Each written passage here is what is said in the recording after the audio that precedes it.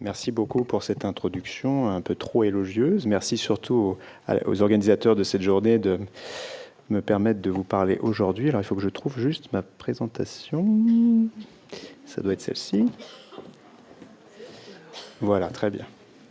Donc je vais vous parler effectivement de troubles psychiques et des liens avec la santé physique, mais contrairement peut-être à ce qui vous a été annoncé à l'instant, plus sur un plan d'abord descriptif épidémiologique et puis ensuite avec un focus sur la qualité des soins, puisque j'imagine qu'en termes de famille de patients atteints par des troubles psychiques, cette notion de qualité des soins, vous y êtes tout à fait attentif.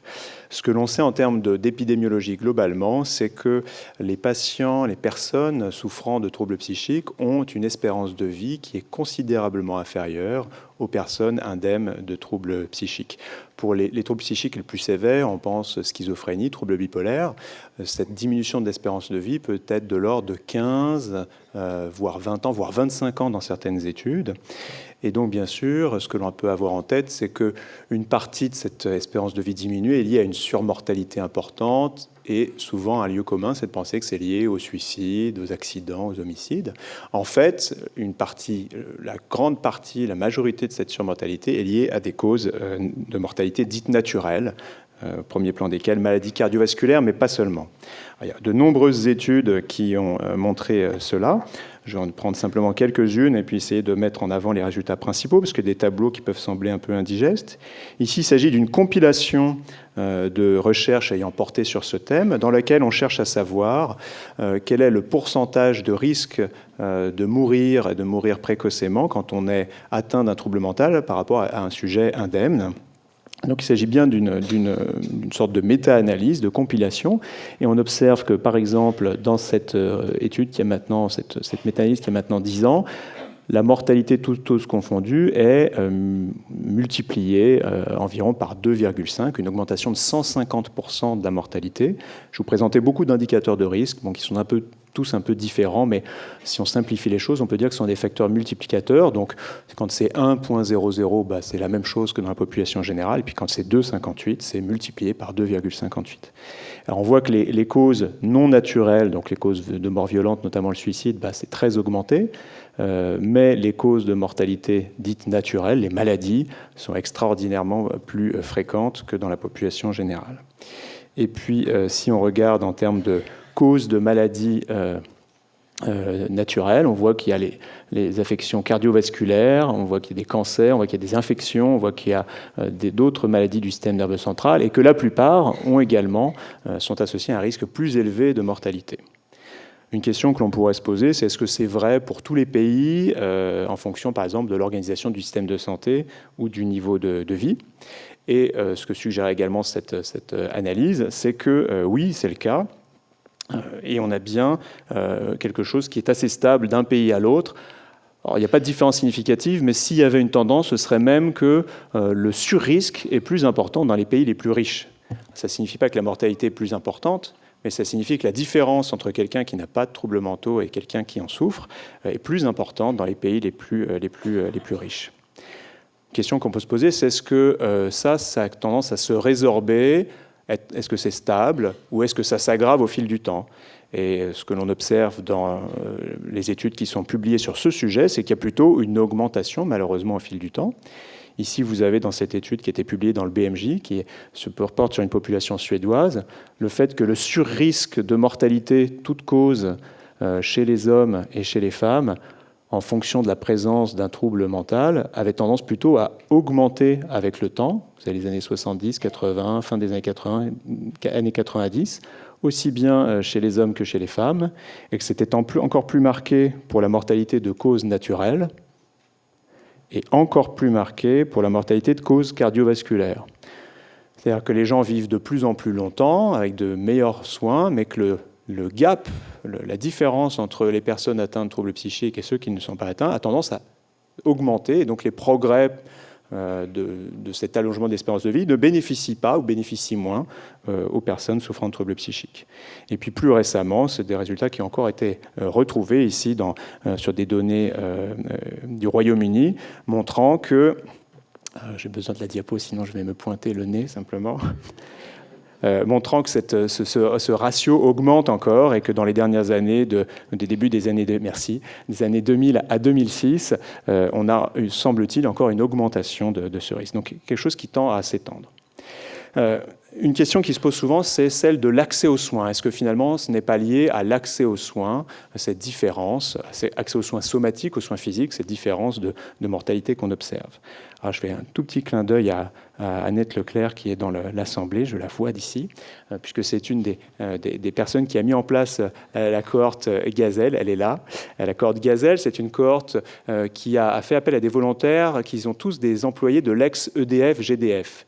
Et c'est intéressant parce qu'on ne peut pas imaginer de modèle social plus protecteur de ces employés, avec plus d'attention portée à leur bien-être social et physique. Et donc on pourrait se dire, si c'est juste une question de protection sociale, cette différence entre personnes souffrant de troubles mentaux et n'en souffrant pas devrait être atténuée.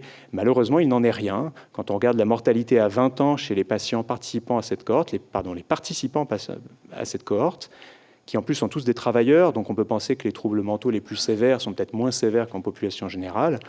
On observe là aussi une augmentation, de la mortalité qui est extrêmement importante chez les patients présentant des troubles mentaux sévères par rapport aux participants sans troubles mentaux ou souffrant de troubles dépressifs.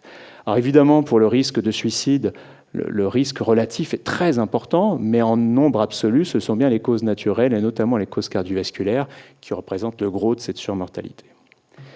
Alors pourquoi ce constat? Il y a plein de pistes possibles qui peuvent expliquer les liens entre troubles psychiques et mortalité de cause naturelle. J'ai mis cette flèche en pointillé parce que l'épidémiologie est capable de mettre en évidence des associations, mais pas forcément des relations causales. Par exemple, parce qu'il peut exister des facteurs confondants, c'est-à-dire des facteurs qui expliquent à la fois les troubles psychiques et puis la mortalité de cause naturelle. On peut en évoquer plusieurs. Il peut y avoir des facteurs génétiques qui confèrent une vulnérabilité à la fois aux troubles psychiques et aux troubles physiques, des facteurs socio-environnementaux, des facteurs toxiques. On a évoqué la consommation de cannabis, par exemple, qui est aussi un facteur de risque de mortalité cérébrovasculaire, par exemple, des interactions entre cet environnement, quelle qu'en soit la nature, et puis des facteurs génétiques. Et puis aussi des phénomènes dits immunitaires, dont on sait qu'ils sont présents chez les patients souffrant de troubles psychiques. Et donc à ce moment-là, il n'y aurait pas forcément de lien causal, l'association existerait, mais ne serait pas expliquée par une nature causale. Il y a aussi des facteurs médiateurs. Les facteurs médiateurs sont un peu différents. Ce sont des facteurs qui sont secondaires aux troubles psychiques et qui eux-mêmes vont pouvoir aboutir à une augmentation de la mortalité de cause naturelle.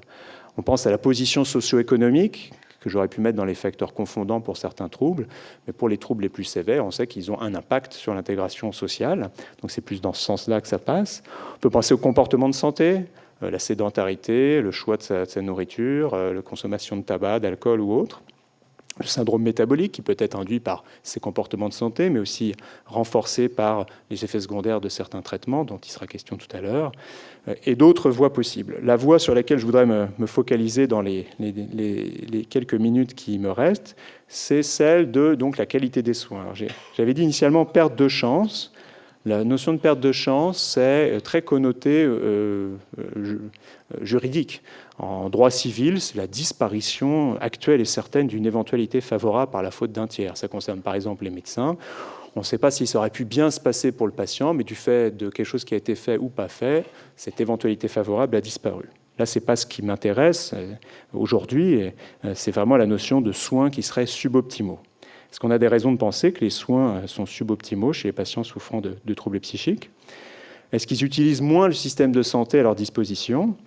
Là, il faut utiliser des données dans lesquelles l'accès aux soins est équivalent chez toutes les personnes. C'est par exemple le cas de ces vétérans qui peuvent avoir recours à la médecine générale en fonction d'une protection sociale équivalente. Et on voit que la présence de troubles psychiques diminue ce recours à la médecine générale, quasiment de moitié chez les patients atteints de schizophrénie, de 25% chez les patients atteints de troubles bipolaires. On voit aussi des choses qui sont cliniquement peut-être négligeables mais significatives dans la dépression caractérisée. Puis dans les formes plus mineures de dépression, là on a l'impression que c'est plutôt l'inverse, c'est plutôt un hyper-recours à la médecine générale. Alors, est-ce que ça augmente la probabilité qu'on vous diagnostique une maladie somatique? C'est pas certain. C'est pas certain. Là, je quitte 2 secondes l'épidémiologie pour aller plutôt sur la psychologie médicale ou la psychologie de la santé.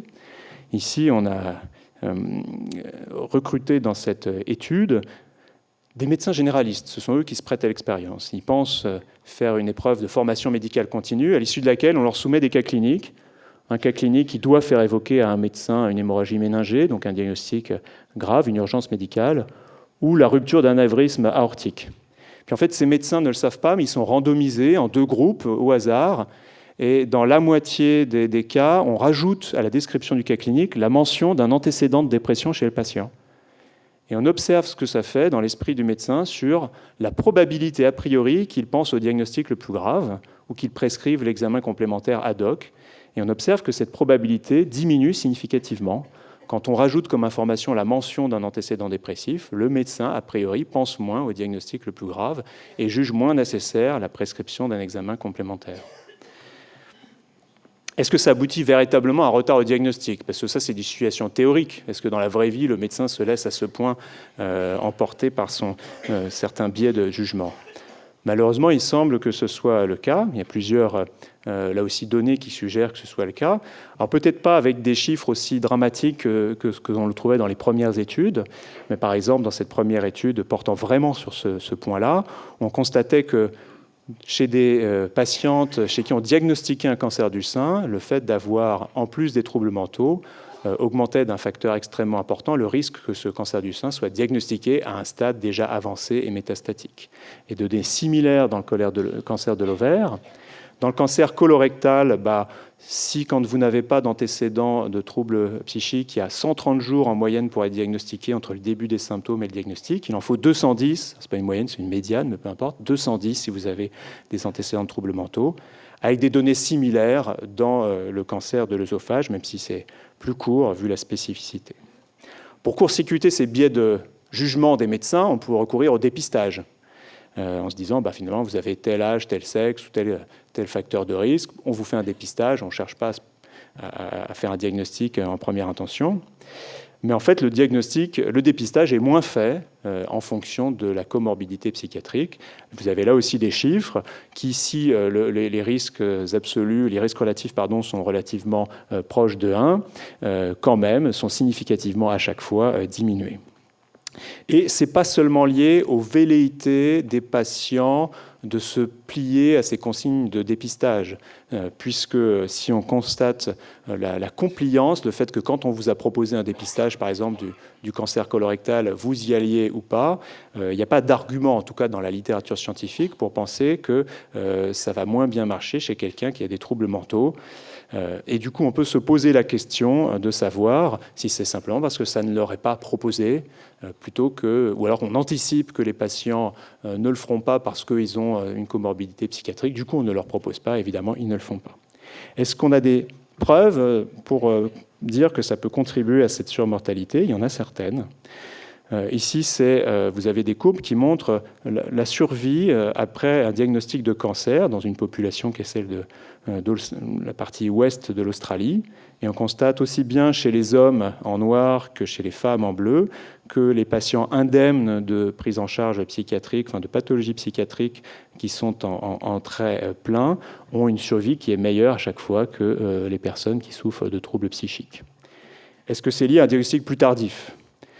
On peut le penser, puisque le délai entre le diagnostic du cancer et la chirurgie, qui jusqu'à présent était quand même dans un certain nombre de cas le seul traitement potentiellement curatif, même si les choses changent en oncologie et changent très vite, premièrement, il y avait moins de gens parmi ceux qui souffrent de troubles psychiques qui étaient finalement opérés. Ceux qui l'étaient avec un retard relativement important, en moyenne plus d'1 mois. Du coup, on peut aboutir à ce type de courbes. C'est quoi ces courbes? C'est des courbes d'incidence, c'est-à-dire est-ce que la maladie est plus fréquente, et des courbes de mortalité. Est-ce qu'on meurt plus de cette maladie chez les hommes à gauche, chez les femmes à droite? Et on constate que, par exemple, pour le cancer, l'incidence est à peu près équivalente à la population générale. La ligne est proche de 1. Mais la mortalité est toujours plus importante que 1. C'est notamment extrêmement clair pour la maladie coronarienne. Une incidence qui ne serait pas forcément beaucoup plus élevée, mais une mortalité qui est, elle, beaucoup plus élevée. Est-ce qu'on a des raisons de penser qu'ils sont peut-être même moins bien traités à diagnostic équivalent? Oui, il y a ces raisons, malheureusement. L'étude Princeps, c'est une étude menée par Benjamin Druss en 2001. Benjamin Druss, il a voulu regarder si chez 90 000 patients qui avaient été pris en charge pour un infarctus du myocarde, les indicateurs de qualité des soins mentionnés sur le compte-rendu de sortie étaient différents en fonction de la comorbidité psychiatrique. Et il a montré que dès lors qu'il y avait une indication qui était non idéale, mais même pour le traitement le plus important, la reperfusion, eh bien, il y avait un risque que ce traitement n'ait pas été proposé ou ne figure pas en tout cas sur le compte-rendu de sortie quand il y avait un antécédent de troubles psychiques, y compris quand l'indication est idéale. Et puis il a été plus loin, il a pu observer qu'un an après, ces patients avaient une surmortalité quand ils souffraient de troubles mentaux, de l'ordre de 30% en cas de schizophrénie, de 10% en cas de troubles de l'humeur, et calculer que cette surmortalité était attribuable dans 30 à 50% des cas au fait que les traitements optimaux n'avaient pas été proposés et prescrits. Et ce n'est pas une étude isolée, puisqu'il y a des méta-analyses sur ce thème qui existent. Il y en a une ici qui suggère que tout trouble mentaux confondu, il y a bien une diminution de la probabilité de bénéficier d'une procédure de revascularisation quand on a un infarctus du myocarde, et que ces chiffres sont encore plus tristes, d'une certaine façon, quand il s'agit par exemple du seul trouble schizophrénique, puisqu'il y a quasiment la probabilité que vous bénéficiez d'une revascularisation est divisée par 2 si vous avez une comorbidité schizophrénique. Il y a des données similaires désormais dans le cancer. Le cancer du pancréas, c'est un cancer de fort mauvais pronostic, donc la mortalité est peu modifiée, mais quand même la probabilité que vous soyez diagnostiqué à un stade plus avancé est supérieure en cas de troubles dépressifs. On n'est plus là dans les troubles mentaux les plus sévères. Si vous êtes diagnostiqué à un stade local, la probabilité que vous bénéficiez d'un traitement chirurgical est significativement plus faible, alors que c'est le seul traitement potentiellement curatif. Et si vous êtes diagnostiqué à un stade avancé, la probabilité que vous bénéficiez d'une chimiothérapie est là aussi plus faible, avec un effet sur la survie qui est significatif, qui explique entre 30 et 60% de la surmortalité chez les patients qui cumulent le diagnostic de cancer et de dépression. Enfin, est-ce qu'il y a un défaut de surveillance? Il y a plein de données qui suggèrent qu'en fonction de maladies chroniques, les patients souffrant en plus de maladies chroniques psychiques sont moins bien surveillés sur le plan somatique. Je ne prendrai qu'un exemple, qui est celui du diabète. Si vous souffrez d'un de ces troubles psychiques, eh bien, la probabilité que dans votre dossier, il n'y ait pas d'hémoglobine glyquée ou pas de bilan lipidique ou pas d'examen des yeux est quasiment tout le temps élevée par rapport aux patients qui ne souffrent pas de troubles mentaux. Alors, et là, c'est un peu la science des problèmes que je vous ai exposés. Je n'ai pas la science des solutions. Malheureusement, ça aurait été bien. Hein. Je sais que c'est des questions que je vais avoir. Il y a les facteurs, bien sûr, liés aux patients, de peut-être manque de reconnaissance de symptômes, de perception ou d'attribution d'une signification menaçante aux sensations, de possibilité de recourir au système de santé en termes de handicap psychique, de prise de décision, de planification. Il y a certainement des facteurs liés aux soignants, de hiérarchisation de leurs objectifs en fonction de leur spécialité, d'heuristique de représentativité. Ça veut dire quoi? Ça veut dire que tout médecin en France, par exemple, quand il pense patient coronarien, il ferme les yeux et il voit quelqu'un, un homme en surpoids qui fume et qui a 65 ans, mais il ne voit pas une grande dame de 80 ans ménopausée. Et pourtant, c'est pour ça qu'il y a moins de diagnostics et un diagnostic plus tardif chez les femmes de maladie coronarienne, parce que l'heuristique, la représentation ne colle pas à la réalité. Donc les représentations négatives, bien sûr, et de stigmatisation associées aux troubles psychiques jouent un rôle certainement dans ces mécanismes. Et puis des facteurs liés au système de santé, un cloisonnement des soins qui demeure très important, et aussi un cloisonnement de la recherche. Si vous souffrez d'un cancer, vous ne serez pas inclus dans un essai randomisé de nouvelles antipsychotiques. Si vous souffrez d'un trouble schizophrénique, vous ne serez pas inclus dans un essai randomisé testant une molécule pour un cancer. Donc on n'a aucune donnée pour ces patients comorbides. En conclusion, les troubles psychiques sont associés à une espérance de vie diminuée, une surmortalité de cause naturelle. Il y a plein de mécanismes, j'en ai exploré qu'un seul, c'est qu'ils sont associés à une moindre qualité des soins somatiques. Ça concerne le dépistage, le traitement, le diagnostic, bien sûr, la surveillance, la prévention, et je crois que ça nécessite clairement de réfléchir à comment dépasser l'opposition classique entre médecine somatique et psychiatrie. Merci de votre attention.